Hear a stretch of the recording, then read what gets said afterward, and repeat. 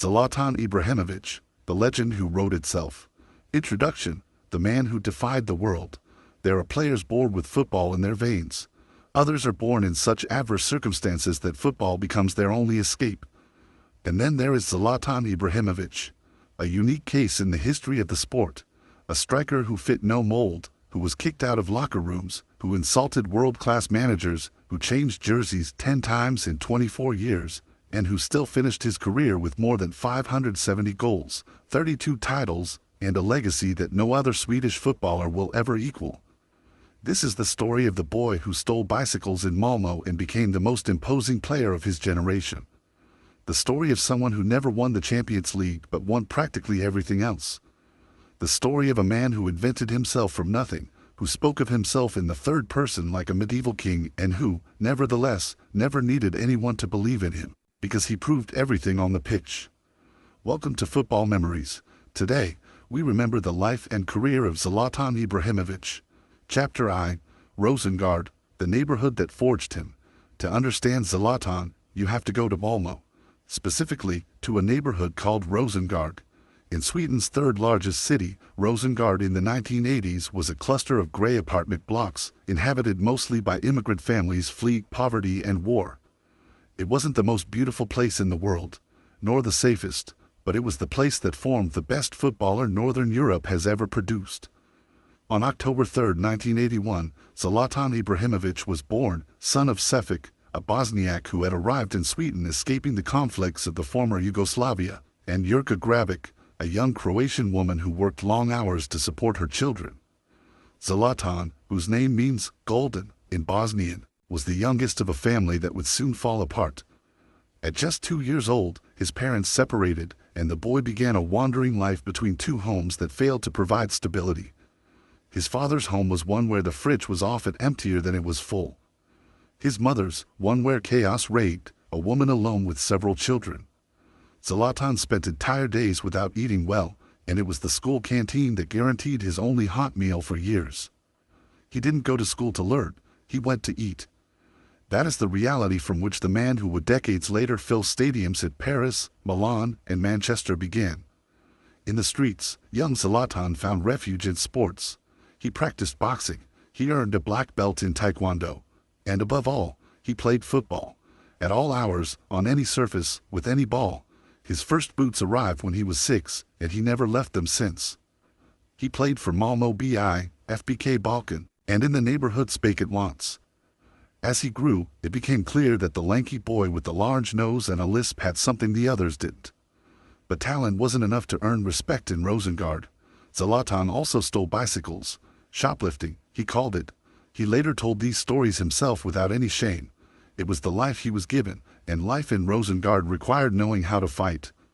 What started as juvenile rebellion transformed, over the years, into an attitude he would never abandon. That of someone who owes nothing to anyone, who has made himself, and who has no intention of apologizing for it. At 15, Zlatan was on the verge of quitting football to work at the Malmö docks. That grey future, a future without goals or stadiums, was aborted by his representative, who convinced him that he had a gift too great to waste unloading ships. It was the first time someone truly bet on him. It would not be the last. In 1996, he signed his first contract with Malmö FF.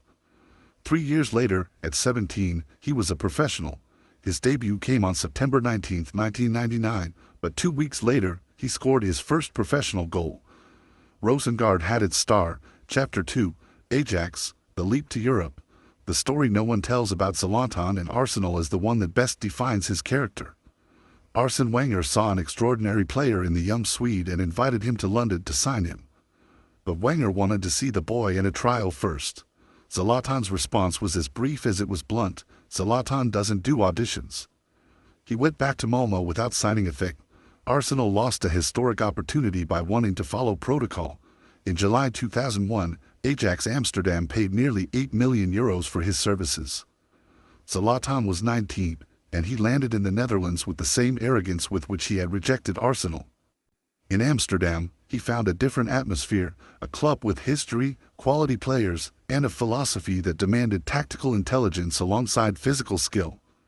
His 4 seasons at Ajax saw him mature. He learned to read the game and associate with teammates. When he left the Netherlands, he was a real contender for the throne of the world's best strikers. The 2004 European Championship at Portugal was the ultimate springboard, where he scored an anthological taekwondo goal against Italy that left all of Europe speechless. Chapter 3, Italy, the consecration. In the summer of 2004, Juventus paid €19 million to sign him. Under Fabio Capello, Zlatan found the discipline he lacked. He won 2 Scudettos, though they were later revoked due to the Calciopoli scandal. When Juventus was relegated to Serie B, Zlatan moved to their great rival, Inter Milan. At Inter, under Roberto Mancini and later José Mourinho, Zlatan won 3 consecutive Scudettos. It was during these seasons that he consolidated his public image. "I am the best player in the world," he would say naturally. He learned that his persona off the pitch was as important as his performance on it. In 2009, FC Barcelona came calling in one of the most complex transfers in history, involving Samuel Eto'o and nearly €70 million. Chapter IV, Barcelona, the clash of egos. His season at Barcelona is one of the most fascinating episodes in football history. On one hand, it was a sporting success: La Liga, the Spanish Super Cup, the UEFA Super Cup, and the Club World Cup. On the other, it was a year of growing tension.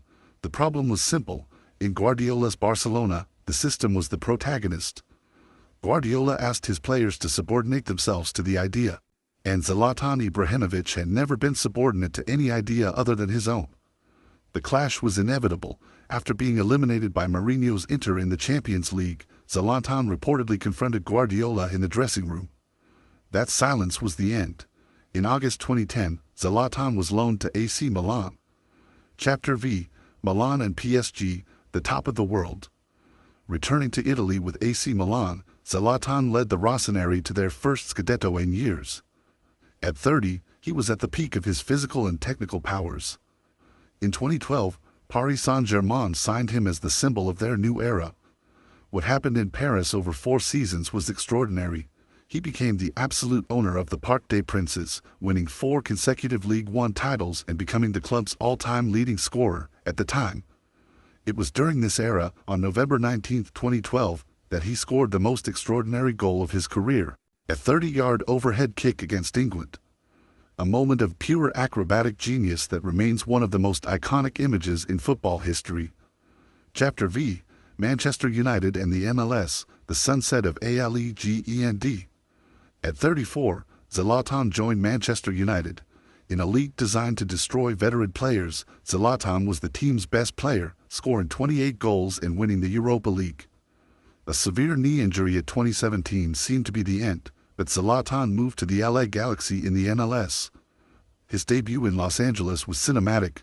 Coming off the bench with his team losing 3-0, he scored a 40-yard volley and a late header to win 4-3. In 2 seasons, he became a media phenomenon, proving that even in the twilight of his career, he was still the protagonist. Chapter 7, the return to Milan, the final dignified end. In January 2020, at 38, Zlatan returned to AC Milan. He wasn't just a marketing move, he was the mental leader that led a young squad to win the Scudetto in 2022. On June 4, 2023, at the age of 41, he retired in tears at a packed San Siro. "The first time I arrived at Milan, you made me happy. The second time, you made me feel honored. It is time to say goodbye to football." Epilogue, beyond the pitch. Zlatan's story is, above all, the story of a boy from Rosengard who proved that your origin does not determine your destiny. He came from an immigrant neighborhood with no resources and became a global icon. Perhaps what best summarizes Zlatan is his response to a journalist who asked what he would give Santa Claus. Zlatan doesn't give anything to anyone. "I am the one who receives the gifts." It isn't vanity, it's survival. It is the armor of a man who learned as a child that if you don't defend yourself, nobody will. And that is what makes Zlatan Ibrahimovic different from everyone else.